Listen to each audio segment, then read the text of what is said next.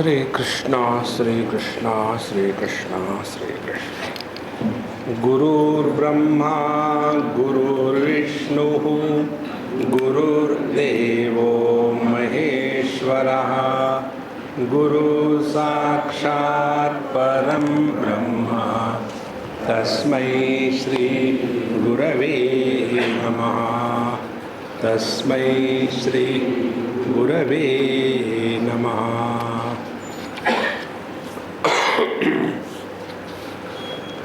जो विचार हमें अपने से दूर भगाते हैं उन विचारों को विकार कहते हैं, और जो विचार हमें अपने स्वरूप के पास बड़े आसानी से पहुंचाते हैं उन विचारों को चिंतन कहते हैं। तो हम लोग विचार कर रहे हैं या विकारों के शिकार है। तो जब व्यक्ति इस बारे में जागृत हो जाता है कि हम खामोखाम खाली पीली परेशान हो रहे हैं, तब जाकर के वह चिंतन में लग जाता है। तो चिंतन क्या लगना है, तो हमको यहाँ तत्व विवेक में बताया कि जीवन को एक छोटे से दायरे में फंसा के नहीं रखना है।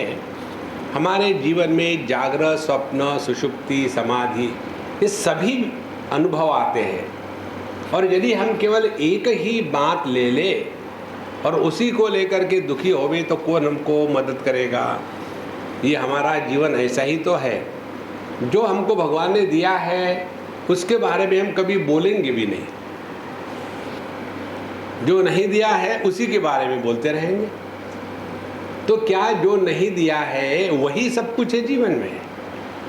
इसी प्रकार से क्या केवल जागृत के अनुभव मात्र ही जीवन है? तो जब हम अपने संपूर्ण जीवन का अनुसंधान करते हैं तो उसमें जागृत, स्वप्न, सुषुप्ति, समाधि सब कुछ आ जाता है। और फिर उसमें हम जब चिंतन करने लग जाते हैं कि सपने में हमें स्वप्न जागृत के जैसा बिल्कुल पक्का लगता है, सॉलिड, स्थूल जैसा, लेकिन जब वो सपना टूट जाता है तो जगने के बाद क्या हम सपने को लेकर के सुखी दुखी होंगे? नहीं। इसी प्रकार से यह जो जागृत सपना है, इससे जब हम जग जाते हैं तो एक साधारण व्यक्ति से महात्मा पैदा होता है। इस प्रक्रिया को बताने के लिए तत्व विवेक में हमको बताया है कि जो परिवर्तनशील है, आने जाने वाला है, वो अपना स्वरूप नहीं है। मासाब्द युग कल्पेशु गता गम्येष्वनेकधा नोदेति नास्तमित्येका संविदेशा स्वयं प्रभा। हमारा जो चैतन्य स्वरूप है, जो चेतन सत्ता है, यह एक दिन नहीं, मास, अब्द, युग कितने भी काल के अवयव आके चले जाएं, लेकिन इस तत्व में कोई भी परिवर्तन नहीं है। ना तो इसका प्रारंभ है, ना तो इसका अंत है, और इसीलिए इसमें कोई परिवर्तन भी नहीं है। यह जो तत्व है संवित, चैतन्य, चेतना, यह स्वयं प्रभा, ये स्वयं ही अपने आप को प्रकट करता है। यहाँ तक हमने कल देखा, इयमात्मा परानंदः परप्रेमास्पदं यतः मानभुवं हि भूयासम् इति प्रेमात्मनीक्षते। तो यह जो परमात्मा तत्व है, हमने सभी अनुभूतियों से अलग किया है। यह परानंदः, यह सबसे ज़्यादा आनंद स्वरूप है, सबसे ज़्यादा पर आनंद, इससे बढ़कर के और कोई आनंद नहीं है। कारण क्या है? पर प्रेमास्पदयतः, हम दुनिया में जिससे हमको सुख मिलता है, आनंद मिलता है, उससे हम प्रेम करते हैं। जिससे कम सुख मिलता है उससे कम प्रेम, जिससे ज़्यादा सुख मिलता है उससे ज़्यादा प्रेम, और जिससे आनंद की पराकाष्ठा है उससे हमारा प्रेम भी सुप्रीम होता है, परम प्रेम होता है। इसलिए जब हम देखते हैं दुनिया में, हम अपने से सबसे ज़्यादा प्रेम करते हैं।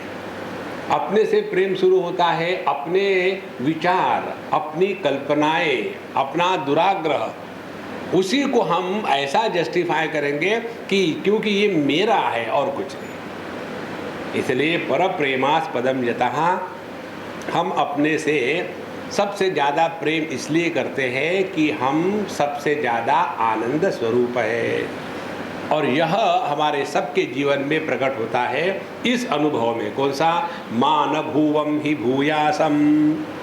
किसी को भी अपने न होने की कल्पना ही नहीं होती कि मैं मर जाऊं, आहा, और भूयासम, मैं हमेशा बना रहूं। देखो, इसी को लेकर के लोग दान धर्म करके अपना नाम या स्टैचू बना देते हैं। एक ने मुझे पूछा था कहीं कि लोग स्टैचू क्यों बनाते हैं। हमने कहा वो बहुत बड़े संत महात्मा होते हैं, बड़े धर्मात्मा होते हैं, और इसीलिए कौवों को बैठने के लिए, नहीं तो कौवे कहाँ बैठेंगे। देखो, परोपकाराय सताम विभूतयः, सबका उपकार करने के लिए ये स्टैचू बना के रख दिया। नहीं तो फिर नाम लगा देंगे कम से कम, और वो नाम किसी को भी पता नहीं होता, क्योंकि नेम्स आर कॉमन नाउन्स।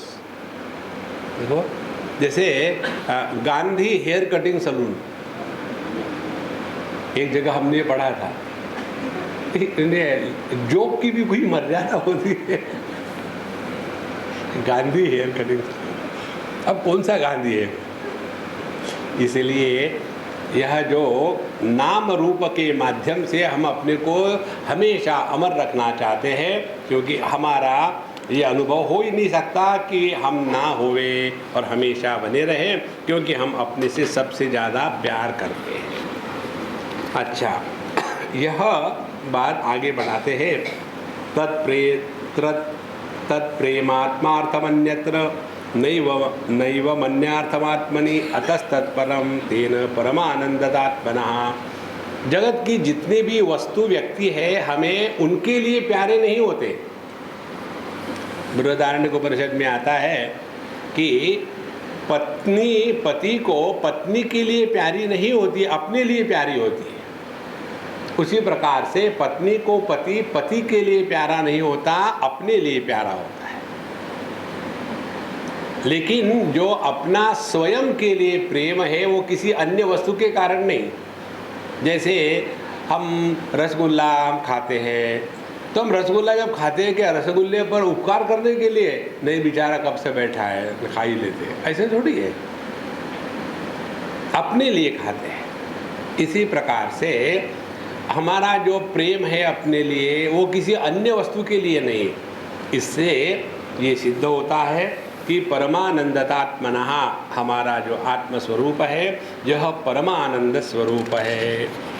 अब एक बार यह बात पक्की हो गई कि हम आनंद स्वरूप है, तो क्या होगा? हम आनंद को प्राप्त करने के लिए दुनिया में भटकना बंद कर देंगे। अपने आनंद स्वरूप की उपलब्धि इसलिए हमको नहीं होती कि हम 2 क्षण के लिए शांत होकर के विचार भी नहीं करते। कैसे? जब हमको किसी वस्तु के प्राप्ति का आनंद मिलता है, तो उस समय एग्जैक्टली क्या होता है, अपने अंदर में क्या क्या बदल हो रहे हैं, जिसके कारण हमको आनंद का अनुभव आता है। तब हमको पता चलता है जब किसी वस्तु की इच्छा होती है, तो वह इच्छा हमारे अंतःकरण में अनेक विक्षेप निर्माण कर देती है। जहाँ विक्षेप होगा वहाँ अशांति होगी, और इस विक्षेप को उस वस्तु के प्राप्ति के कारण थोड़ी फुर्सत मिलती है। तो जहाँ विक्षेप शांत हो गए तो हमको लगता है कि मुझे आनंद मिला वस्तु से। तो असल में बाहर के जगत में आनंद होता ही नहीं। तो यह बात जब समझ में नहीं आती, तब हम दुनिया में भटकते हैं। लेकिन जब ये बात समझ में आती है, संतोषात अनुत्तम सुख लाभा, जब जीवन में संतोष, कंटेंटमेंट प्रकट हो जाता है, तो आप देखेंगे कितनी शांति और कितना आनंद है। तो यह शांति आनंद बाहर से नहीं है। इस प्रकार से इतम सच्चित परानंद आत्मा युक्त्या, तो हमने लॉजिकली ये प्रूव किया है, अनुभव नहीं आया अभी, लॉजिकली ये प्रूव किया है युक्त्या कि हमारा जो स्वरूप है आत्म तत्व यहाँ सच्चिदानंद स्वरूप है। इससे क्या निकला? इससे ये निकला तथा उसी प्रकार से परम ब्रह्म तयोः च ऐक्यं श्रुत्यन्तेषु उपदिश्यते। हमारे शास्त्र बताते हैं कि सत्यम ज्ञानम अनंतम ब्रह्म, तो जिस आत्मा को हमने सच्चिदानंद रूप से लॉजिकली डिडक्ट किया है वही आत्म तत्व के ये जो तीन बातें हैं सच्चिदानंद, ये तीनों की तीनों परब्रह्म परमात्मा में भी होती है और यह हमारे शास्त्र के सिद्धांत पर आधारित हम बोल रहे हैं। अब देखो, इसका नाम है पानी, अच्छा, इसका नाम है वाटर, अच्छा। अब पानी के जो गुणधर्म है वही गुणधर्म वाटर के हैं, तो इसका अर्थ क्या निकला? पानी और वाटर एक ही वस्तु के दो नाम हैं। इसको उपाधि क्या लगी? एक है मेरा भारत महान की उपाधि, यूपी के लोगों को देश प्रेम माने हिंदी में बोलना, और जब हम हिंदी में कहेंगे तो पानी है, अंग्रेजी में कहा तो क्यों अंग्रेजी ले आए? वो दूसरों की भाषा है, तो भाषा से ज़्यादा महात्म्य होता है उस शब्द के द्वारा क्या अर्थ प्रकट हो रहा है। इसीलिए जैसे पानी और वाटर, ये दोनों शब्दों का अर्थ जब हमको मालूम है तो हम झगड़ा नहीं करेंगे। इसी प्रकार से जिसको आत्मा कहते हैं वही परब्रह्म है। तो ब्रह्मात्मैक्य बोध महावाक्य के द्वारा जो बताते हैं कि आत्मा ब्रह्म स्वरूप है, इसका अर्थ क्या हो गया है कि जिसको हम मैं के रूप में ग्रहण करते हैं वह मैं परिच्छिन्न नहीं है, वह मैं पर हेड एक वाला मैं नहीं है, यह वह मैं है जो सब में प्रकट हो रहा है मैं के रूप में। देखो, जब ये बात गले उतर जाती है तब इस महावाक्य का अर्थ समझ में आता है। और इसके लिए पहली बात क्या होनी है? हमने अपने आत्म स्वरूप को पहचाना या नहीं। इसको कहते हैं पहले आत्मव्याप्ति। हमने पहले अपने को स्पष्ट पकड़ लिया है कि हम अन्नमय नहीं, प्राणमय नहीं, मनोमय नहीं, विज्ञानमय नहीं, आनंदमय कोश नहीं है। हमारी जो सत्ता है यह पंचकोश निरपेक्ष है। इस स्थिति में जाकर के बैठना, इसको कहते हैं योग शास्त्र के अनुसार हमने विशुद्ध चक्र में प्रवेश किया है। एक कोई भी आप मार्ग ले लो, सब में एक ही है, झगड़े की कोई बात नहीं। तो जैसे कुंडलिनी मार्ग में बताएंगे कि पहले हम लोग फंसे हैं मूलाधार चक्र में, फिर स्वाधिष्ठान, फिर मणिपुर, फिर अनाहत, तो इसमें से चारों चक्रों का भेद हो गया तो पहुँचे हम अपने विशुद्ध चक्र में। विशुद्ध चक्र में क्या है? विशुद्ध चक्र में आत्मख्याति हो जाती है। आत्मख्याति का तात्पर्य है अपना जो उपाधि निरपेक्ष होना है उसकी पहचान हो जाती है। अब यह जो मैं, इसका उपाधि निरपेक्ष होना पहचानने के पश्चात हमने अपने विशुद्ध चक्र में स्थिति प्राप्त कर ली। अब इसमें स्थिति प्राप्त करने के पश्चात अब दो ऑप्शन है, या तो फिर हम नीचे गिर जाए या तो इससे परे चले जाए। तो जब हम फिर से नीचे गिर जाते हैं तो फिर ये नीचे के 3-4 चक्रों के चक्कर में भटकते रहते हैं। देखो, और यदि हमने ये विशुद्ध चक्र को भी भेद करके आज्ञा चक्र में पहुँचे तो आज्ञा चक्र में यही है कि जो एक तत्व व्यक्ति के माध्यम से व्यष्टि रूप में जो प्रकट हो रहा है वही एक तत्व सबके माध्यम से प्रकट हो रहा है। इस प्रकार से ब्रह्मात्मैक्य बोध का तात्पर्य है, ऐसा नहीं कि हम दो बातें कर रहे हैं, एक ब्रह्म है एक आत्मा है, दोनों एक ही है, नहीं, एक ही पानी है, उसको अंग्रेजी में कहते हैं वाटर और हिंदी में कहते हैं पानी। इसी प्रकार से जब व्यक्तिगत दृष्टि से कहते हैं तब उसको आत्मा कहेंगे, और जब व्यक्ति का तिरस्कार हो करके जिसकी अभिव्यक्ति हो रही है उधर जब हमारा ध्यान जाएगा तब उसी को ब्रह्म कहते हैं।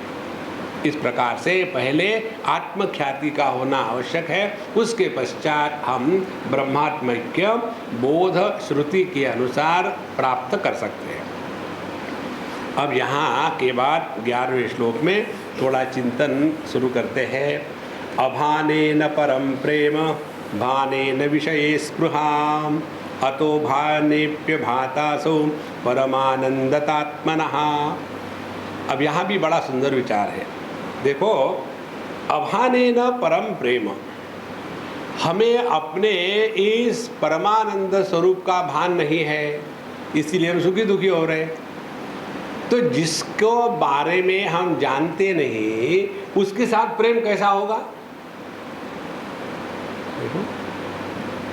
तो आप जो कहते हैं हमारा प्रेम अपने स्वरूप के प्रति सर्वश्रेष्ठ होता है क्योंकि वह आनंद का स्रोत है, तो सवाल ये आता है हमने अपने आनंद आत्म स्वरूप को, आनंद स्वरूप को जाना ही नहीं।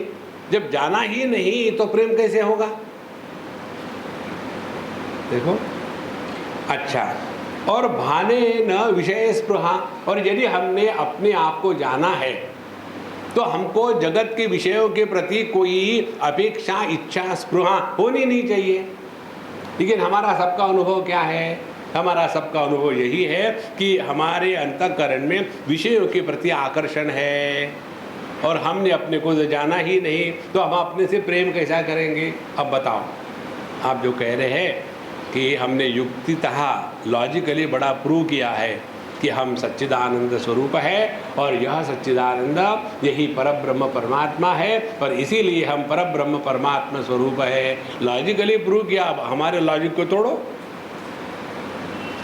इसीलिए पंचदशी में एक एक पॉसिबल डाउट जो है उसको खरोच खरोच के निकाला है।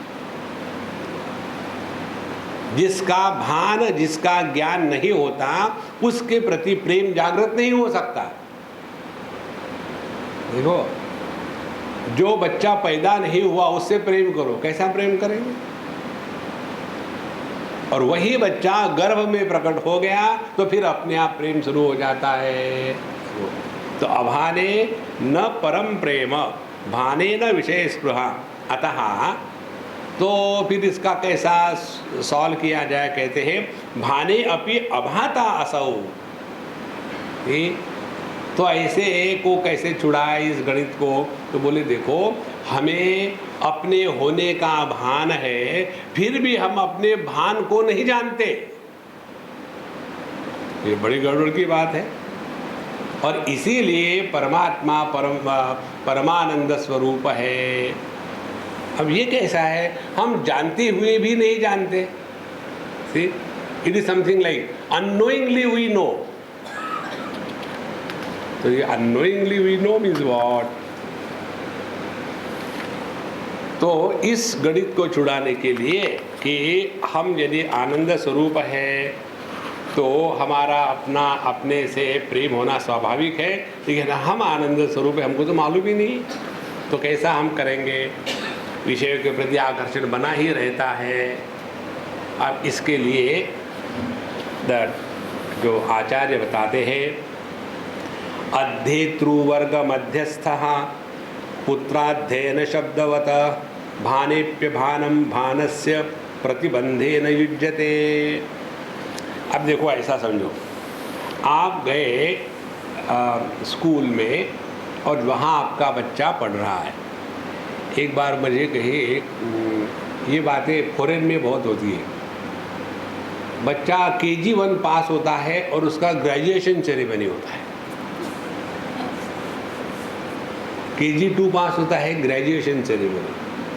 तो इसी प्रकार से एक किसी स्कूल में कोई बच्चों का प्रोग्राम था, तो ये मुझे ले गए, स्वामी जी हमारे बच्चे का वहाँ बड़ा अच्छा है प्रोग्राम आप आइए। तो हम गए, हमको तो टाइम ही पास करना है। वहाँ गए और वहाँ सब प्रोग्राम में जानवर थे, कोई हाथी था, कोई घोड़ा था, कोई कबूतर था, और ड्रेस पहन करके अब अपना वो पंचतंत्र के जैसा ड्रामा चल रहा था। अब उसमें बच्चे का चेहरा तो दिखता ही नहीं, और ये सभी माँ बाप अपना कैमरा लेकर के फ़ोटो निकाल रहे। तो मैंने पूछा कि भाई ये इसमें तुम्हारा बच्चा है, तुमको कैसे पता चले? बोले मुझे मालूम है, जो हाथी है ना वो मेरा हर।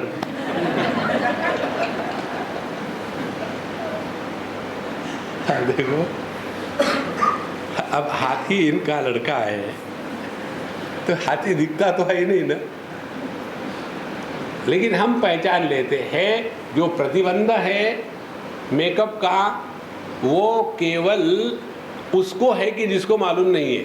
इसी प्रकार से यहाँ उदाहरण देते हैं, अध्येतृ वर्ग मध्यस्थः पुत्र अध्ययन शब्दवत। सभी के सभी बच्चे इकट्ठा होकर के चैंटिंग कर रहे हैं, ओम सहस्रशीर्षा पुरुषः सहस्राक्ष सहस्रपाद। अब इसमें सभी गै गै गै कर रहे, अपने बच्चे की कौन सी आवाज़ है पता ही नहीं चलता। कई बार जब हम कोई चैंटिंग करते हैं ना, तो बाकी के अभी हमने वो रिपीट करवाना बंद कर दिया, खाम उसमें टाइम पास हो जाता है, निकलता कुछ नहीं। तो कहेंगे, उनको नहीं भी आता है तो सिर्फ होठ हिलाएंगे। अब हम पकड़ लेते हैं कौन चैंट कर रहा है, कौन होठ हिला रहा है, तुरंत पता चल जाए। इसी प्रकार से एक बच्चा है अपना और बाकी सब बच्चे चैंट कर रहे हैं, और ये भी ऐसा कर रहा है। तो हमको अपने बच्चे का यदि शब्द सुनना है तो क्या करना पड़ेगा? बाकी के बच्चे चुप हो जाओ, फिर मेरा ही जो पुत्र है वो चैंटिंग करेगा। माने अपने बच्चे का जो गाना है वो हमको इसलिए सुनने को नहीं आता था क्योंकि बाकी के बच्चे भी साथ साथ गा रहे थे, तो उसमें वो ढक गया था। माने गाना होते हुए भी हम उसको नहीं सुन पा रहे थे। इसी प्रकार से अपना स्वरूप होते हुए भी हम उसको नहीं जानते। इसका कारण क्या है? इसका कारण ये है अपनी गलत प्रक्रिया। गलत प्रक्रिया क्या है? हमने अपने जीवन में जो भी जाना है, कैसे जाना है?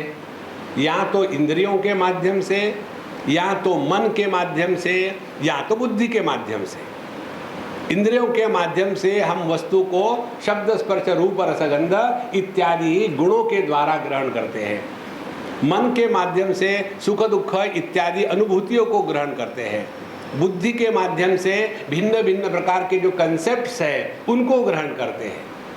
लेकिन यह जो अपना स्वरूप है ये ना तो इंद्रियों का विषय है, ना तो मन का है, ना तो बुद्धि का है, और इसीलिए उसको हम अनुभव करते हुए भी नहीं जानते। क्योंकि जानने की प्रक्रिया हमको एक ही मालूम है, जो ज्ञान इंद्रिय मन बुद्धि के माध्यम से प्राप्त होता है वही ज्ञान है।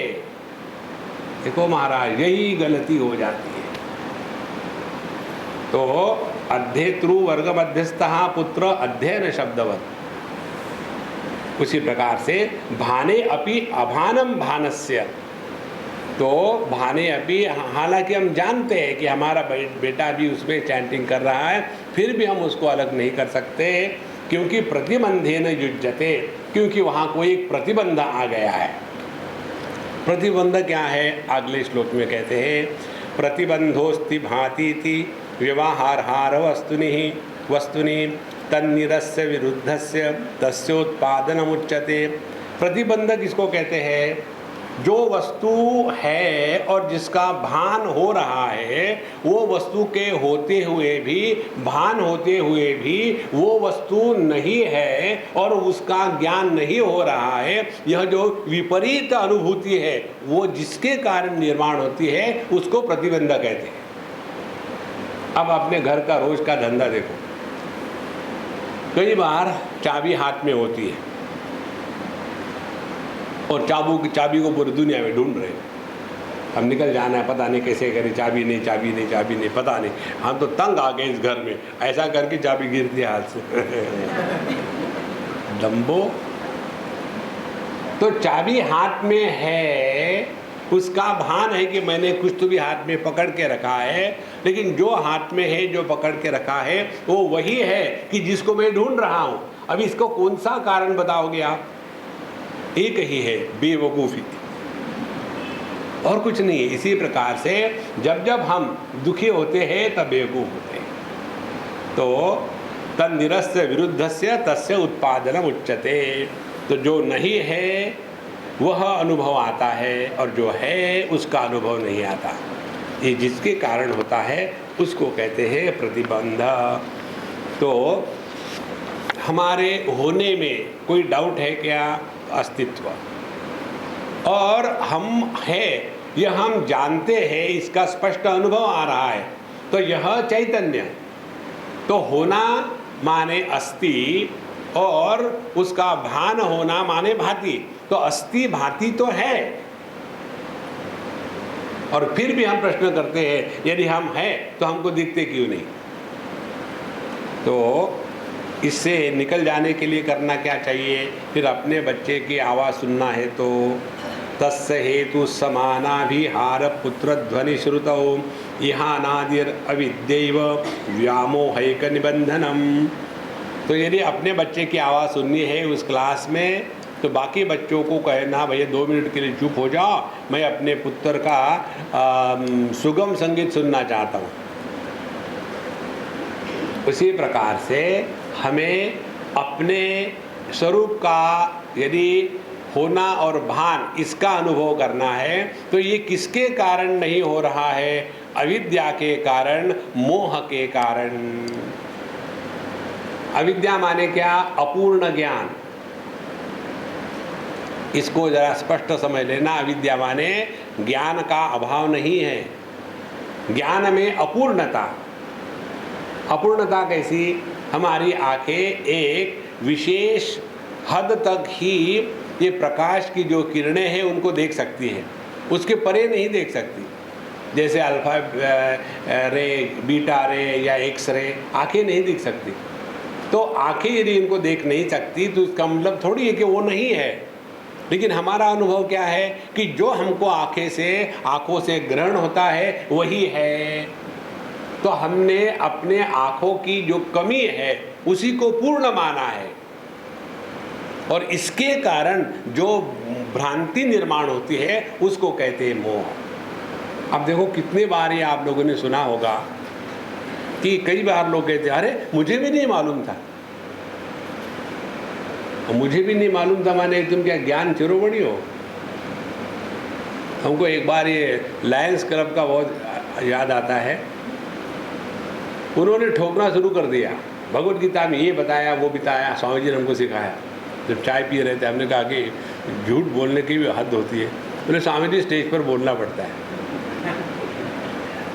तो फिर हमने जब कहा कि ये श्लोक गीता का नहीं है, मुझे भी नहीं मालूम। तो फिर कहा मैंने ये योग वशिष्ठ का श्लोक है। योग वशिष्ठ ये क्या होता है? मुझे लगा सभी श्लोक गीता में ही होते हैं।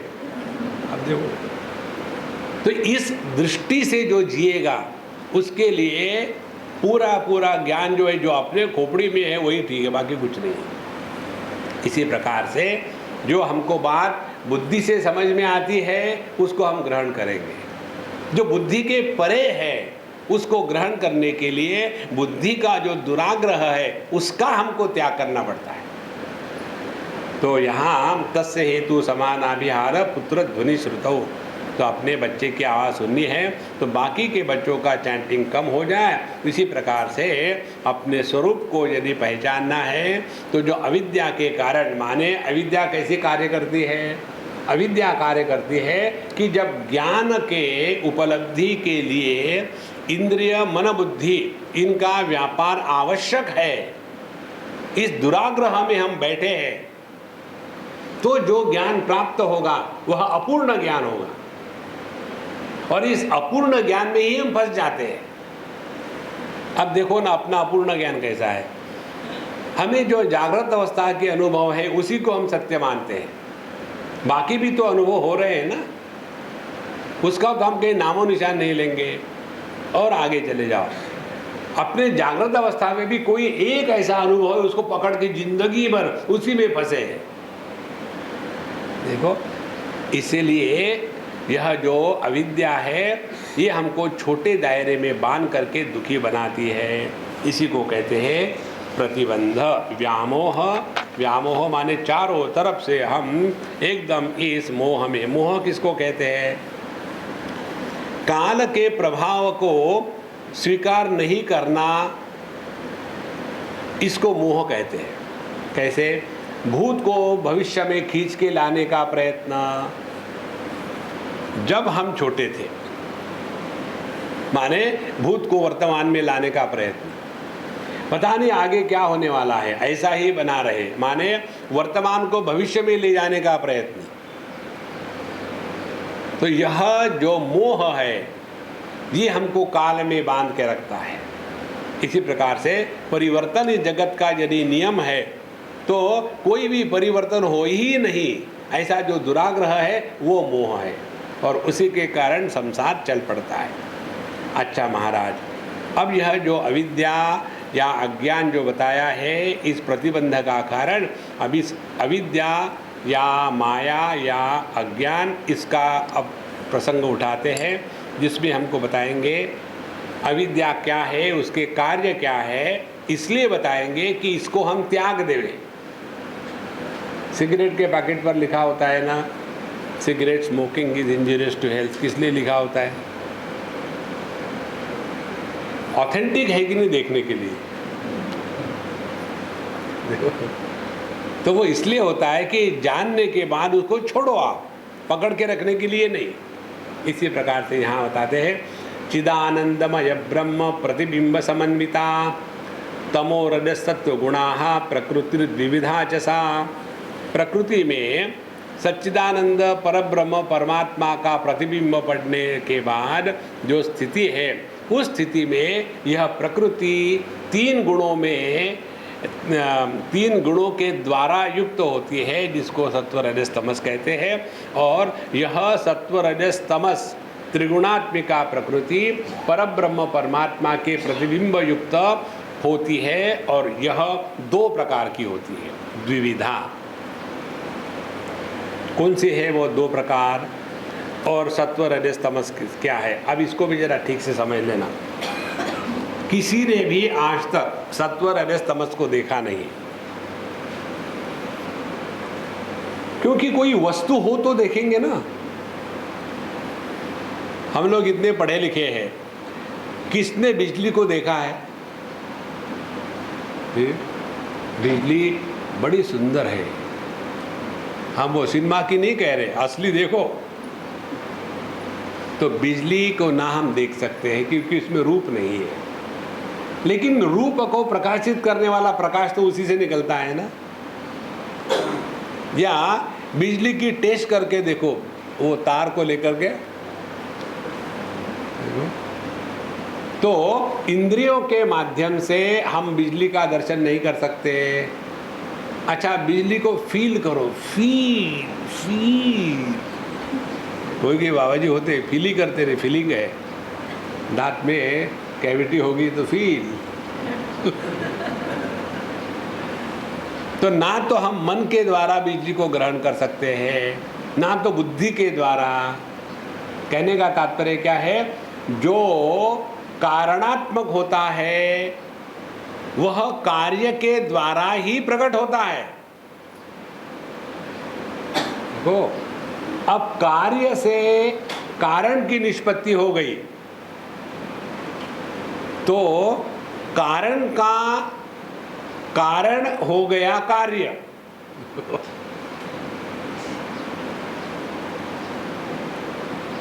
पुत्र से पिता की निष्पत्ति हो गई, पुत्र हुआ ही नहीं तो पिता कहेगा, पिता होगा लेकिन पिता नहीं। तो जब वह पुत्र है नहीं तो वो पिता नहीं है, और यदि वो पिता है तो पुत्र है, माने पुत्र के कारण वह पिता बना है। पर इसीलिए the father of the father he is the son. इसी प्रकार से सत्व रजस तमस ये तीन गुणों को ना किसने देखा है, ना किसी ने उसको अनुभव किया है। फिर उसके कार्य हम देखते हैं दुनिया में। जड़त्व का कारण है तमोगुण, क्रिया का कारण है रजोगुण, और ज्ञान का कारण है सत्वगुण। अब देखो, दृष्टि के कारण रूप रंग का दर्शन होता है। रूप रंग है तब दृष्टि की निष्पत्ति होती है। अंधेरे में किसी को रखा और उसको पूछा कि तुमको क्या दिख रहा है, कुछ नहीं दिख रहा है, तुम अंधे हो क्योंकि तुमको कुछ दिख नहीं रहा है। लेकिन वो इसलिए नहीं देख पाता क्योंकि देखने के लिए रूप रंग है ही नहीं। तो रूप रंग के कारण आंखें सिद्ध होती है और आंखों के कारण रूप रंग सिद्ध होते हैं। तो दोनों भी एक दूसरे पर अवलंबित है। तो इसमें कारण कौन है, कार्य क्या है? इसीलिए कार्य कारण मिथ्या। लेकिन हमको समझाने के लिए प्रक्रिया शुरू होती है। क्या शुरू होती है? यह जो प्रकृति है ना, ये सत्व रजस तमो गुणात्मिका है। और ये इतना ठोस ढोस के भर दिया है कि पब्लिक का भी हम लोग लेवलिंग शुरू कर देते हैं। हमारे ये बहुत तमोगुणी है।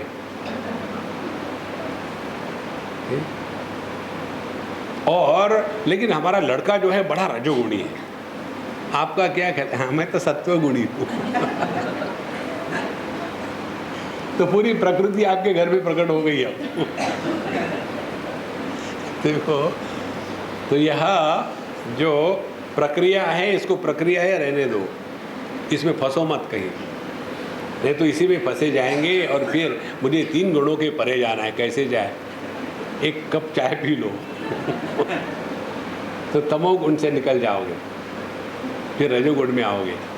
तो फिर बात करना बंद कर दो, फिर अध्ययन शुरू करो। और फिर अध्ययन करते करते सोना मत, नहीं तो फिर तमोगुण में चले जाओगे। तो यह 3 प्रकृति का जो बताते, 3 गुणों की प्रकृति, ये समझाने की प्रक्रिया है। इनको सत्य मान के फंसना मत। तो यह जो त्रिगुणात्मिका प्रकृति प्रतिबिंब के धारण करने के पश्चात हम इसको 2 प्रकार से बताते हैं। कौन सी 2 प्रकार? सत्व शुद्धि अविशुद्धिभ्याम माया विद्ये च ते मते माया बिंबो वशीकृत्य ताम स्यात् सर्वज्ञ ईश्वरः। प्रकृति 2 प्रकार की है। एक है सत्व शुद्धि और अविशुद्धि। सत्व यहाँ का तात्पर्य प्रकृति या अंतःकरण। यह 2 प्रकार की है। एक तो शुद्ध है जिसमें रजस और तमस का मालिन्य नहीं है। इसको ऐसा समझो, पानी के बकेट में हमने पानी के साथ साथ गोबर डाल दिया। गांव में होता है ना, गोबर डाल करके सामने छिड़कते हैं। तो गोबर डाल दिया माने हमने पानी में डाल दिया तमोगुण। तो गोबर डाले हुए पानी में हमको अपना प्रतिबिंब ठीक नहीं दिखेगा। उसके बाद इसको हिला रहे हैं तो उसमें रजोगुण आ गया। अब इसमें से गोबर भी निकल गया, उसकी जो गति है वो भी शांत हो गई, एकदम पानी क्रिस्टल क्लियर है। तो उसमें प्रतिबिंब एकदम जैसी वस्तु है वैसा ही होगा। इसी प्रकार से जिस प्रकृति में तमस और रजस इनका प्राधान्य है उसको कहते हैं अशुद्ध प्रकृति या माया। और जिसमें केवल सत्वगुण का प्राधान्य है उसको कहते हैं शुद्ध सत्व, शुद्ध प्रकृति या माया। इस प्रकार से माया में जब परमात्मा का प्रतिबिंब पड़ता है तब माया उपाधि युक्त परमात्मा को ईश्वर कहते हैं। देखो कैसे ईश्वर पैदा हो गया। परब्रह्म परमात्मा में ना ईश्वर है ना कुछ है, केवल एकमेवाद्वितीय। यही एकमेवाद्वितीय परब्रह्म परमात्मा जब माया के उपाधि को धारण करके उसमें प्रतिबिंब पड़ना माने उसके माध्यम से प्रकट होना। जैसे बल्ब के माध्यम से बिजली प्रकट होती है तो हम ये कहेंगे कि बिजली का प्रतिबिंब बल्ब में प्रकाश के रूप में पड़ा है। देखो, electricity reflects as light in the bulb. तो यह जो स्थिति है परब्रह्म परमात्मा की माया के उपाधि से बिंबयुक्त होकर के प्राकट्य की स्थिति है। लेकिन इसमें यह जो माया या प्रकृति है यह परमात्मा पर कोई भी प्रभाव नहीं डालती। इस प्रकृति को इस ईश्वर ने अपने नियंत्रण में लाया है, उसको कहते हैं सर्वज्ञ ईश्वरः। और आगे बताते हैं अविद्यावशगस्त्वन्यः वैचित्र्यात् अनेकधा सा कारण शरीरम स्यात् प्राज्ञ तत्राभिमानवान। फिर वही जो प्रकृति है उस प्रकृति में माने अविद्या में जो अन्य है, जो जीव है, यह जीव अनेक है क्योंकि प्रकृति में विविधता है, लेकिन जीव तत्व एक है। यहाँ मूल बात ठीक से समझ लेना। जैसे आदमी एक उसकी जो उपाधि है पत्नी, फिर आदमी दूसरा है उसकी उपाधि है उसकी पत्नी, तो ये सभी के सभी जो पति है यह सिद्धांत है। तो जब हम पति को सिद्धांत के रूप में ग्रहण करते हैं तो दुखी नहीं होंगे, लेकिन जब हम पति अपने आप को व्यक्ति के रूप में ग्रहण करते हैं तो सुखी नहीं होंगे। यदि इसको समझ लो कि पति यह व्यक्ति नहीं है, पति यह अभिव्यक्ति है। कौन सी अभिव्यक्ति है? अच्छा खासा आदमी पत्नी के उपाधि को जब धारण करता है तब वो पतित पावन सीताराम हो जाता है। अब जो पतित पावन सीताराम हो गया है वो सभी एक जैसे ही है। देखो इस दुनिया में कौन पति है कि जो सुखी था, चाहे राम रहे या लक्ष्मण रहे। ये तो ऐसे ही चलने वाला है। तो आप यदि सुखी नहीं है तो then you belong to Rama's category. देखो इसीलिए महाराज तो अविद्यावशकः तु अन्यः, अन्य माने जीव। यहाँ जो जीव है वह वैचित्र्यात्, उसमें विचित्रता है। देखो जो परिच्छिन्न है उसमें अनेकता होती है, विविधता होती है। जो परिपूर्ण है वो एक होता है और उसमें विविधता नहीं होती। उदाहरण के लिए शब्द परिच्छिन्न है, जैसे हमने कहा राम, तो प्रारंभ हुआ, थोड़ी देर रहा, फिर खत्म हो गया। फिर कहा कृष्ण, प्रारंभ हुआ, रहा, खत्म हुआ। तो शब्द परिच्छिन्न होने के कारण उसमें विविधता है, अनेकता है। लेकिन इन शब्दों को अलग अलग करने वाली जो शांति है वह ना तो प्रारंभ है उसका, ना तो अंत है। इसीलिए शांति एक है और इस शांति में विविधता नहीं है। देखो इसी प्रकार से ईश्वर एक है और यह जो जीव है प्रकृति के या उपाधि के अनेकता के कारण वह अनेक से जान पड़ते हैं। यदि हमारे सामने एक दर्पण रख दिया और हमने अपना मुख कमल उसमें देखा, फिर दूसरा दर्पण वो रख दिया, फिर दूसरे में अपना मुख कमल देखा, तीसरा रख दिया, अरे भैया आप मत रखना, क्या है बहुत जगह में रिफ्लेक्ट हो गया, अब मेरे से नहीं होता।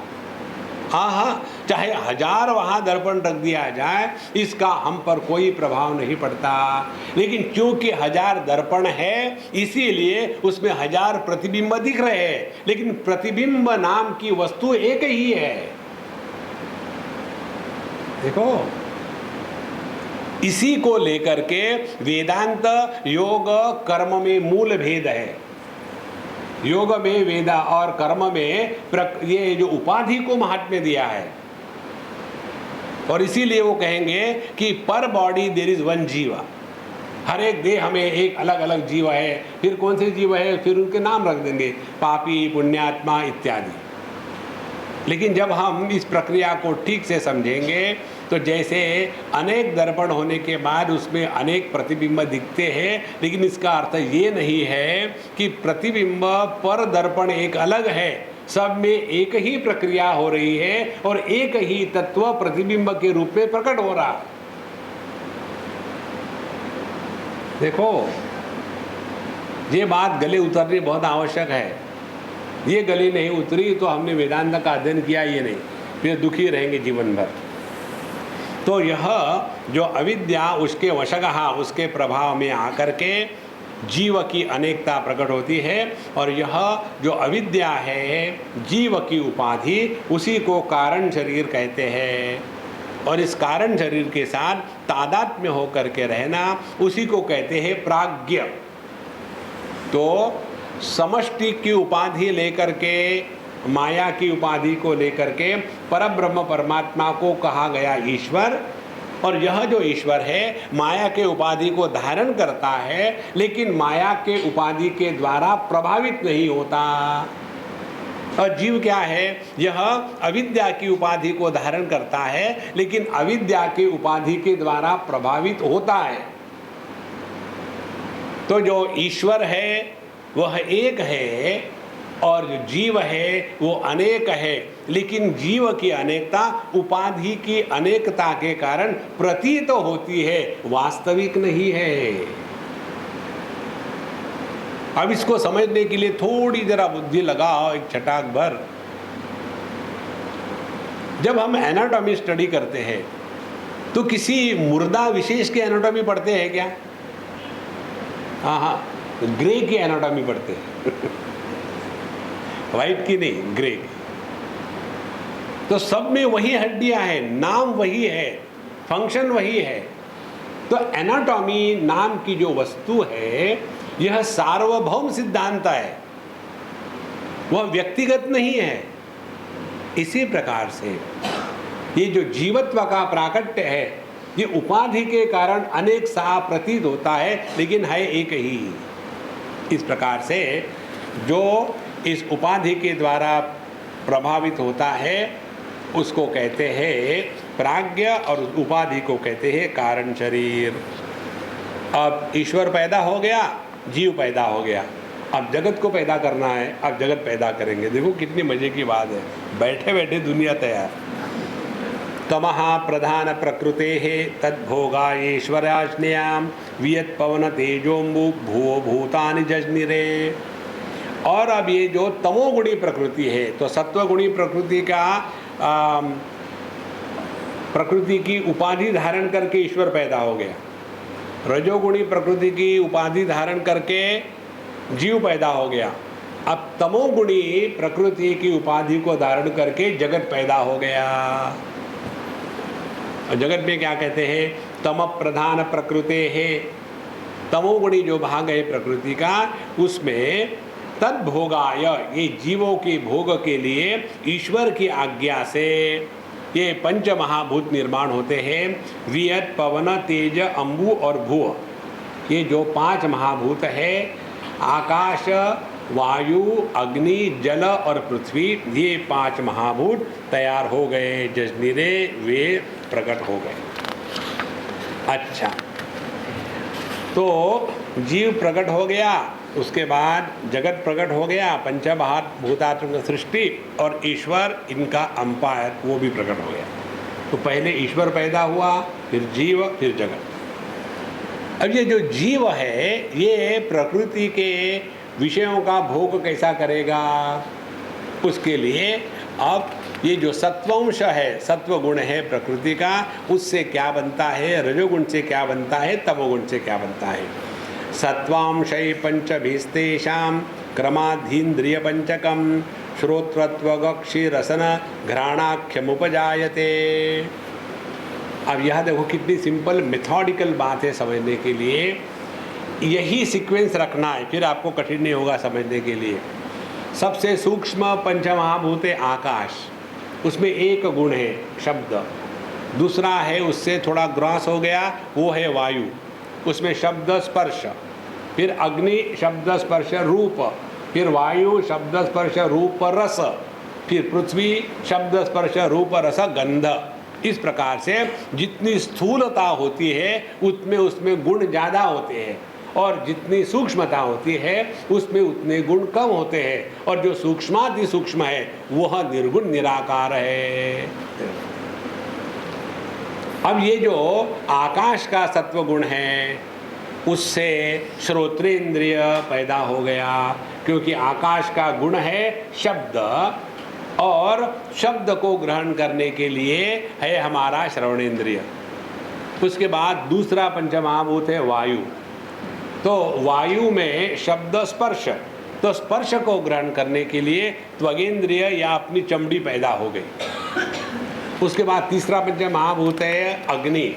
अग्नि यह रूप की तन्मात्रा का विषय है, तो यह जो रूप तन्मात्रा को ग्रहण करने के लिए आंखें पैदा हो गई। फिर रसना जो है पानी को ग्रहण करने के लिए, और घ्राण जो है नाक, वो है गंध को ग्रहण करने के लिए। इस प्रकार से इन पंच महाभूतों के सत्व गुणों से पंच ज्ञानेंद्रिय पैदा हो गए। तो प्रत्येक ज्ञानेंद्रिय केवल एक एक विषयों को ग्रहण कर सकता है, आंखें केवल रूप रंग को इत्यादि। लेकिन हमको तो ज्ञान सभी विषयों का हो रहा है, शब्द स्पर्श रूप रस गंध। तो यह ज्ञान कहाँ हो रहा है, अगले श्लोक में बताते हैं।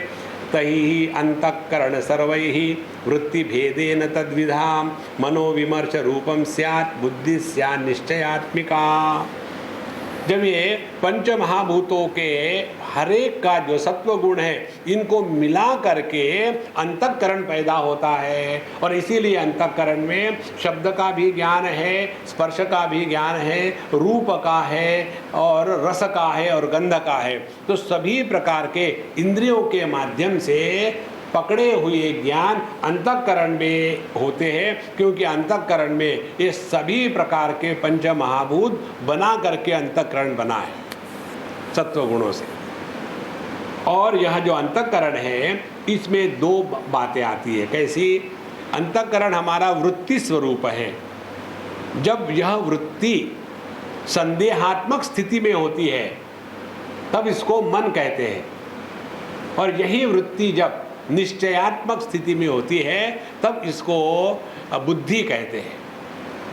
अब यह मन बुद्धि क्या हो गई? फिर मन बुद्धि हो गई विचारों की स्थिति। दोनों है वृत्त्यात्मक ही। देखो, तो जब हमारे मन में संदेह आता है, माने क्या है, चलो सत्संग में जाएंगे, बहुत दिनों से नहीं गए यार, कई दिनों से नहीं गए तो क्या फ़र्क पड़ा, आज ही क्या जाना है। नहीं, सभी कहते हैं जाना चाहिए, चलो 2-4 दिन तो बचे, चले ही जाते हैं। उड़ गए, आए निकल जाएंगे, फिर सो गए। तो पहला जो डिस्कशन हो रहा था वो मन है। फिर निर्णय ले लिया, नहीं जाएंगे, वो बुद्धि है। अब निर्णय क्या है ये सवाल नहीं है, सवाल ये है कि हम जाएंगे या नहीं जाएंगे। जब संदेह है, उस मन की स्थिति को कहते हैं, उस विचारों की स्थिति को कहते हैं मन, और निश्चयात्मक स्थिति को कहते हैं बुद्धि।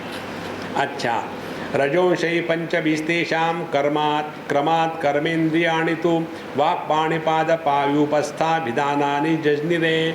और यही पंच महाभूत, वही क्रम, आकाश, वायु, अग्नि, जल और पृथ्वी, वही क्रम। अब इसका रजोगुण का भाग ले लो, और इनके रजोगुणों से 5 कर्मेंद्रिय बने हैं। आकाश का गुण है शब्द, शब्द को ग्रहण करने के लिए श्रवणेंद्रिय, शब्द का उच्चारण करने के लिए वागेंद्रिय। देखो कितना साइंटिफिक पक्का है। इसी प्रकार से जो बाकी के पंच महाभूत, उसे बाकी के जो कर्मेंद्रिय है, वाक पाणिपाद पायुपस्थ, ये तैयार होते हैं। यह रजोगुण का कार्य है। रजोगुण 5 इंद्रियों से, इंद्रियों के माध्यम से पंच महाभूतों से प्रकट हुए। जैसे ज्ञानेंद्रियों को कंट्रोल करने के लिए अंतःकरण होता है, उसी लिए कर्मेंद्रियों को कंट्रोल करने के लिए पंच प्राण होते हैं। यह बात कहते हैं, तैहि सर्वै सैहि तैहि प्राणः वृत्ति भेदात् स पंचधा प्राणोपान समानश्च उदान व्यान उचते पुनः।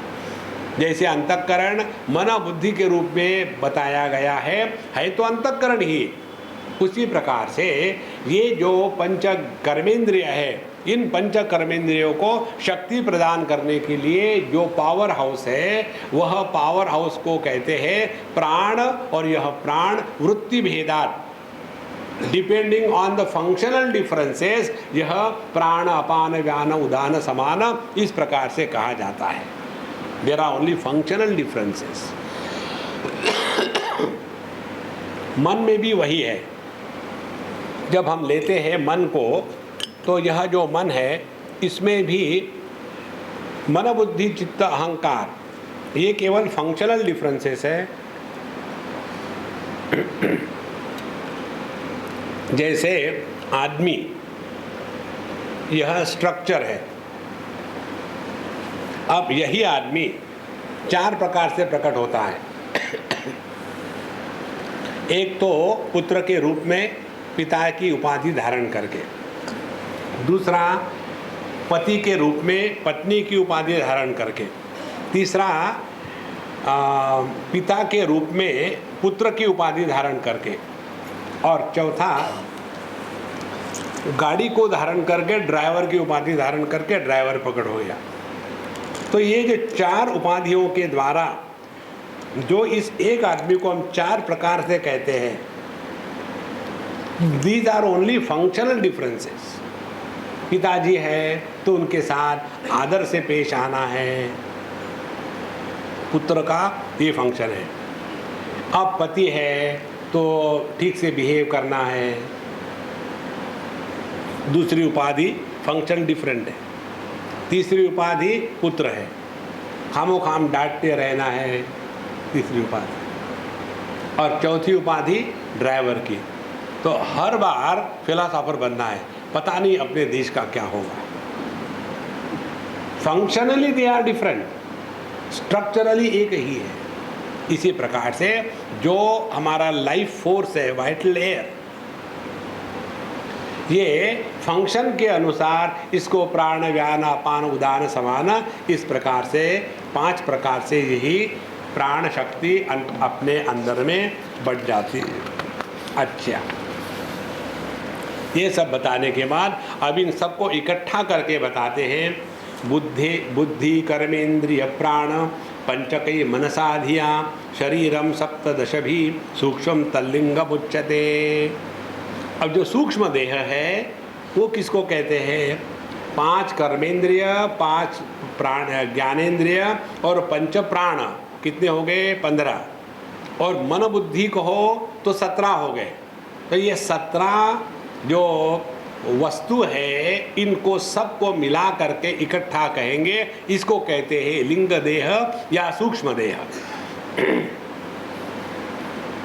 यदि आप अंतःकरण को 4 में बांटो, मन बुद्धि चित्त अहंकार, तब हम यह सूक्ष्म देह को 17 नहीं 19 कहेंगे, 2 और ऐड कर लो, तात्पर्य एक ही है। तो यह सूक्ष्म देह या लिंग देह कहते हैं। अब ये लिंग देह पैदा होने के पश्चात अब आगे कहानी चलती है। प्राज्ञः तत्र अभिमानेन तैजसत्वं प्रपद्यते। तो जो प्राज्ञ था, कारण देह के साथ तादात्म्य करके अपने को व्यक्तिगत अलग कर लिया था, यह प्राज्ञ जब इस सूक्ष्म देह के साथ, लिंग देह के साथ तादात्म्य करता है, तो उसी प्राज्ञ को तेजस कहा जाता है। नाम बदल गया है वही। और जो ईश्वर था, समष्टि माया को उपाधि के रूप में धारण करने के बाद जिस परब्रह्म को ईश्वर कहा था, वह ईश्वर जब इस समष्टि लिंग देह इसके साथ तादात्म्य करता है, तो इसी को हम कहेंगे हिरण्यगर्भ। और आगे चलते हैं, फिर ये पूरा का पूरा क्लियर हो जाएगा। इसी में व्यष्टि समष्टि, इंडिविजुअलिटी एंड टोटलिटी पैदा होती है। समष्टिरीश सर्वेषां स्वात्म तादात्म्य वेदनान तदभावात् ततोन्नेतु कथ्यन्ते व्यष्टि संज्ञया। अब देखो ये पूरी जो प्रक्रिया है, इसमें क्या है? एक ही परब्रह्म परमात्मा शुद्ध माया की उपाधि को धारण करके उस माया के उपाधि के द्वारा प्रभावित न हो करके जो स्थिति है उसको कहते ईश्वर। वही परब्रह्म परमात्मा अशुद्ध अविद्या के उपाधि को धारण करके उसको कहते हैं जीव।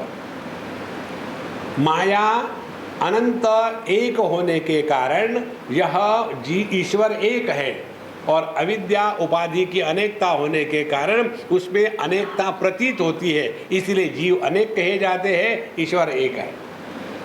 और यही जो ईश्वर है यह फिर हो जाता है हिरण्यगर्भ, जब इसने समष्टि सूक्ष्म देह की उपाधि को धारण किया, और यह जो जीव है जो प्राज्ञ था ये बन जाता है व्यष्टि में आकर के तेजस।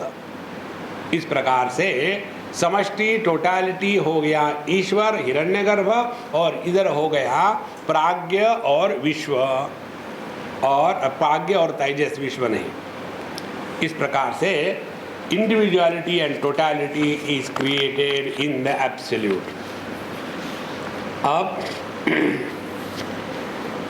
ये जीव के भोग के लिए जो विषय का निर्माण करना है, अब विषय का निर्माण शुरू हो जाता है 26वें श्लोक में। ये सब पूरा क्रिएशन की प्रक्रिया होने के पश्चात फिर इससे निकलने की प्रक्रिया हमको समझ में जल्दी आएगी। तद्भोगाय पुनर्भोग्य भोगाय तनजन्मने पंचीकरोति भगवान प्रत्येकम व्यदाधिकम। फिर यह जो पंचमहाभूत है तमोगुणी भाग जिसका है, इसको भगवान स्थूल करते हैं, जिसको कहते हैं पंचीकरण। और ये पंचीकृत पंचमहाभूत जो है इससे जगत की सब वस्तु और यह स्थूल देह बनता है।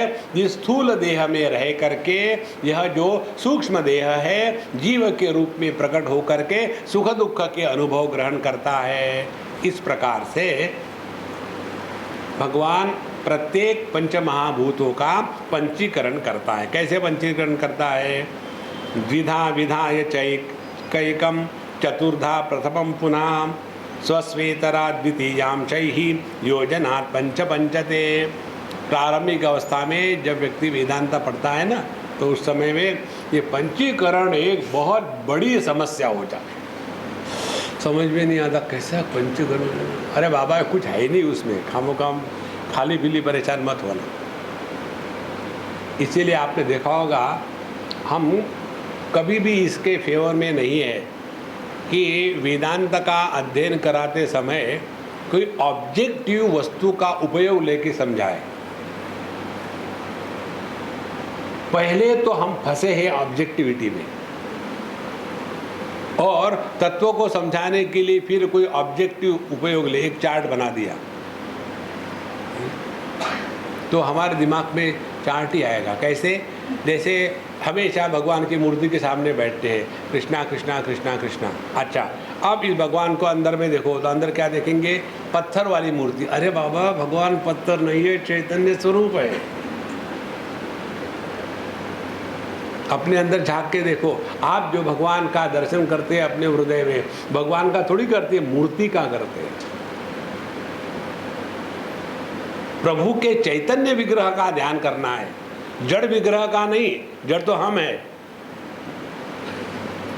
इसी प्रकार से इसको समझने में ऑब्जेक्टिविटी कभी नहीं लानी चाहिए, नहीं तो आदमी उसी में फंसा रह जाता है।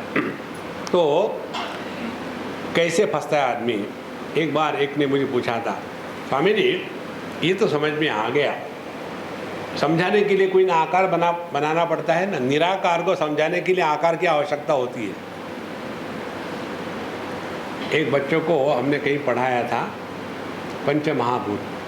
पृथ्वी देखो, मिट्टी, इसको पृथ्वी कहते हैं। उसके बाद पानी, इसको जल कहते हैं, पानी। अग्नि, जो माचिस, इसको अग्नि कहते हैं। ये जो है ना तुमको लगा, इसको हवा कहते हैं। अब आकाश, आकाश देखो मेरे इसके बीच में जो है ना, हाँ वो आकाश है। आप बच्चे समझ गया। घर जाने के बाद मम्मी को बताता है, मालूम है पंचमहाभूत, और शुरू कर दिया माँ को सिखाना। और जब आकाश में आ गया तो मैं देख रहा था उसका ज्ञान। आकाश में आ गया। अब फिर परेशान, Swami ji excuse me, will you please do like this. Swami ji के उंगलियों के बीच में है ना वो आकाश है, अब इसको कौन समझाएगा। इसी प्रकार से एक अच्छे खासे साधक आगे, स्वामी जी मैंने आज ये पंचीकरण सीख लिया। कैसे? देखो, पहले 5 अंडे के जैसे पंचमहाभूत होते हैं। अब कहाँ पंचमहाभूतों का आकार थोड़ी होता है, तो उसको आधा काट दिया।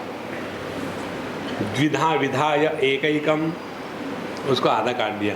ऊपर का जो आधा अंडा है ना उसको ऐसे रख दिया, नीचे का जो है ना उसके फिर 4 टुकड़े किए, और फिर 4 टुकड़े होने के बाद ये 4 टुकड़े बाकी 4 का जो भाग है उसमें मिला दिए, ऊपर के भाग में। इस प्रकार से हर एक पंचमहाभूत में हर एक के गुण आ गए। लेकिन मुझे गणित नहीं बन रहा, क्योंकि जब इसको 4 में काटा है नीचे वाले को, तो वो हो गए 1/4 1/4 1/4 1/4।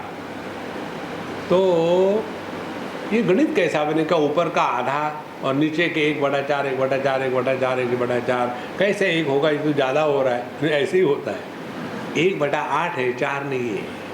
ओ फिर ठीक है। इस प्रकार से स्थूलीकृत का तात्पर्य है जो इंद्रियों के माध्यम से ग्रहण होता है वह स्थूल है।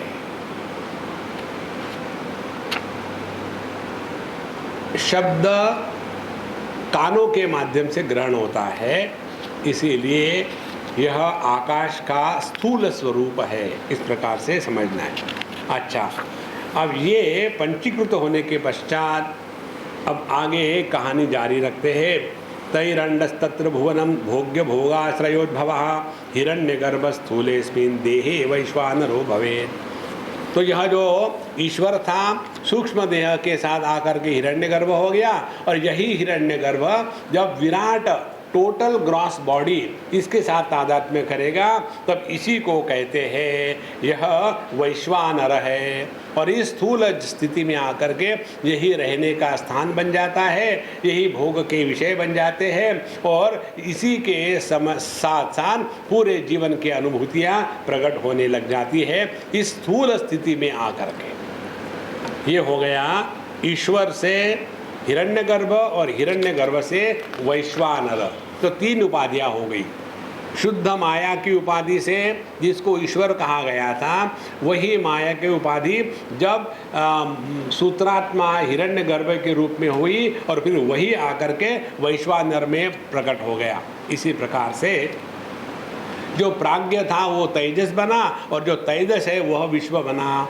तो तेजसा विश्वताम याता देवतिर्यंग नरादयः ते परागदर्शिनः प्रत्यक तत्वबोध विवर्जिताः।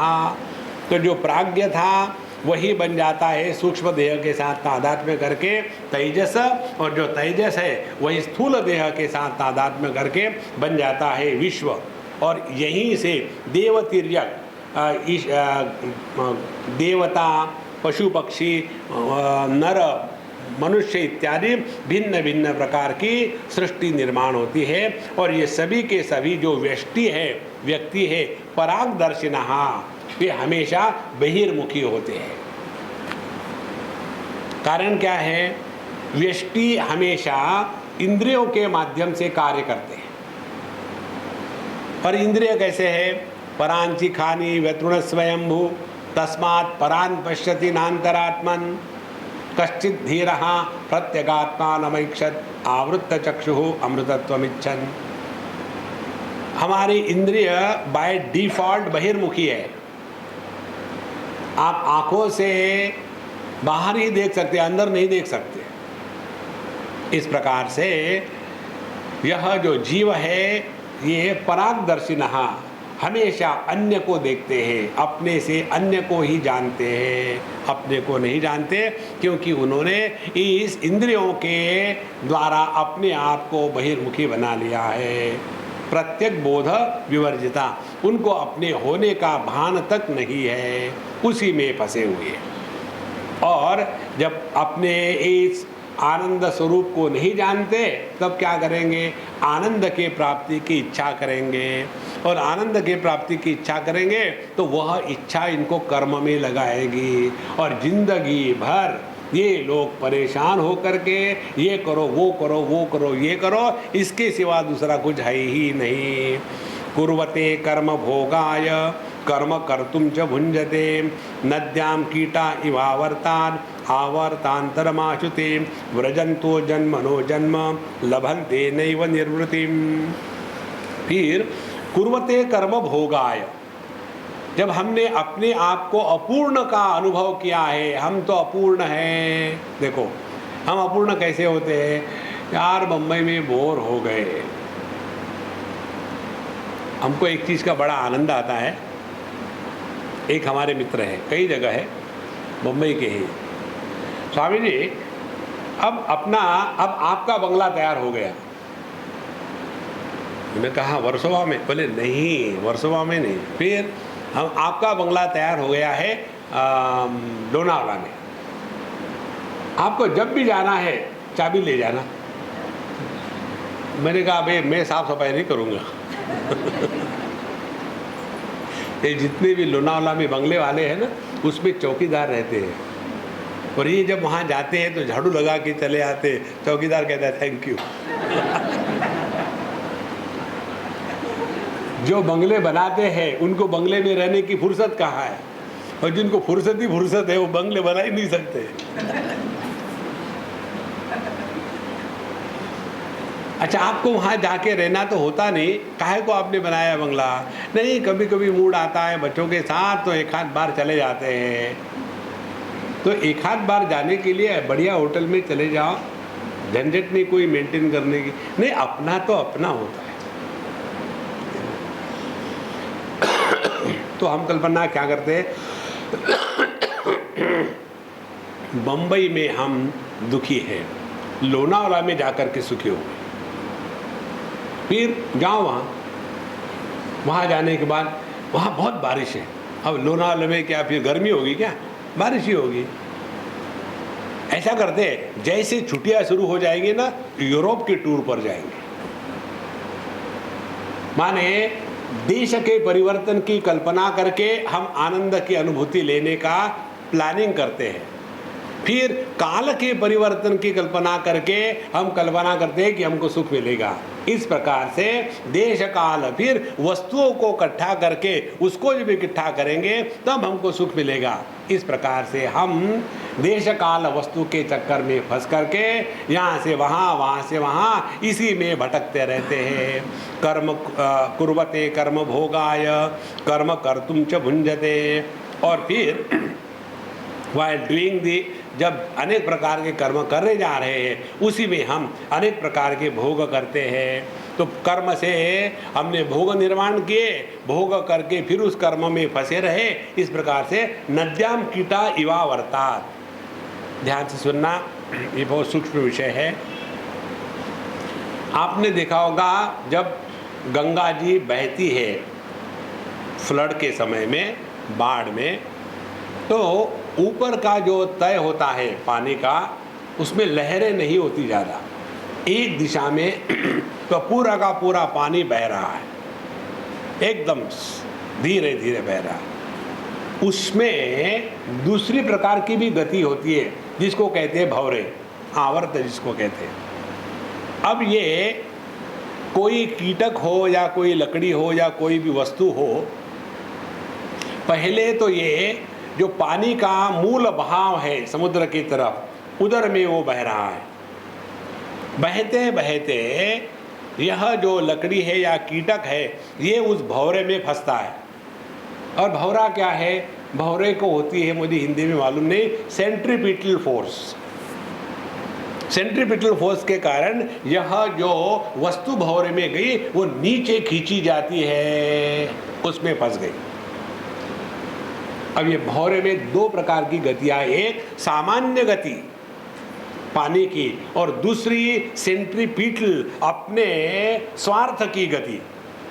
इसी प्रकार से हम सभी के सभी जगत में कर्म के प्रवाह में बहे जा रहे हैं। देखो बालस्तावत् क्रीडासक्तः, तरुणस्तावत् तरुणी रक्तः, वृद्धस्तावत् चिंतासक्तः। यह कर्म का एक सहज प्रवाह है। उसमें एक भौरा आ गया, गुनगुना रहे हैं भौरे। एक भौरा आ गया है, स्वामी जी बताइए मैं शादी करूं कि ना करूं? कर डालो। मुझे एक ने पूछा था, आपने तो फट से कह दिया कर डालो, आपने तो नहीं की। हमने कहा हमने किसी को पूछा नहीं था। तुम पूछ रहे हो। जो आदमी पूछता है उसने शादी करनी चाहिए, जो पूछता नहीं वो किसी से पूछता ही नहीं। इसलिए एक तो है साधारण जीवन जो सबके लिए सामान्य है, बचपन में खेलना इत्यादि, जवान होने के बाद लड़के लड़कियों के पीछे दौड़ना और दौड़ते दौड़ते नीचे गिर जाना, नीचे गिरने के बाद फिर उठना और फिर दूसरे के पीछे फिर तीसरे के पीछे, और ये सब करते करते थक गए तो now I want to settle in my life. That means अभी तक अनसेटल थे, और सेटल होने के पश्चात फिर चिंता शुरू हो गई। ये तो सभी का जीवन है, लेकिन उसमें हमारे अपने अपने भौरे हैं। अपना भौरा क्या है? मेरे जैसा तो दुखी दुनिया में कोई है ही नहीं। हर एक की यही कहानी है। अब कल्पना करो, हम सभी के सभी जो है ना, ये कर्म के प्रभाव में बह रहे हैं, और हम सभी के सभी उस कर्म के प्रभाव में कीड़े हैं, और एक एक मय का भौरा आ गया है। और उस मय का भौरा कौन सा होता है? भौरे में पानी की गति सामान्य गति से अलग हो करके एकदम सेंटर में खींचता है ना, इसी प्रकार से हमारे विचारों का प्रवाह हट करके मैं अरु मोर तोरतय माया, ये हमको अपने में खींच लेता है। साधु संत क्या करते हैं? इस भौरे से बाहर आ गए, और फिर जो थारी राय सो मारी राय। देखो महाराज, इसीलिए अपने इस स्वार्थ का त्याग करके स्व अर्थ को पहचानना, यही आध्यात्मिक साधना है। सो कुर्वते कर्म भोगाय कर्म कर्तुं च भुंजते नद्याम कीटा इवावर्तान आवर्तांतरमाशुते। और उसके का बाद व्रजंतः जन्मनः जन्म, फिर एक जन्म से दूसरे जन्म, दूसरे जन्म से तीसरे जन्म। अब जन्म का अर्थ ये मत समझ लेना ये देह का त्याग होने के बाद दूसरा देह मिलेगा। जन्म का अर्थ है परिच्छिन्न अनुभूति के साथ तादात्म्य हो करके परिच्छिन्न व्यक्तित्व को सत्य मान करके सुखी दुखी होना, उसको कहते हैं जन्म। दुख का अनुभव आया, उसके साथ तादात्म्य कर लिया, दुखी हो गए, फिर वो दुख चला गया, फिर दूसरा दुख आया। सुख तो बड़ा मुश्किल से आता है ना, दूसरा दुख आया। फिर आज का क्या कहानी है? नहीं यार बड़ा दुखी हो, कल भी आपने कहा था नहीं, कल तो दुखी था मैं बच्चे के कारण, आज बीबी के कारण हूँ। अच्छा, बड़ी वैरायटी है आपके पास। हाँ जी।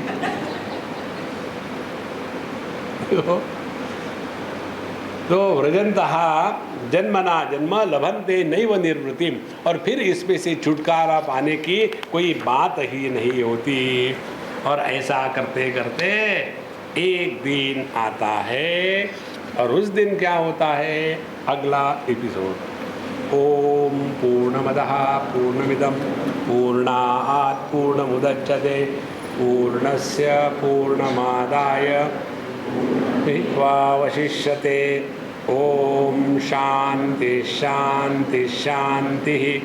हरि ओम। श्री गुरुभ्यो नमः। हरि ओम।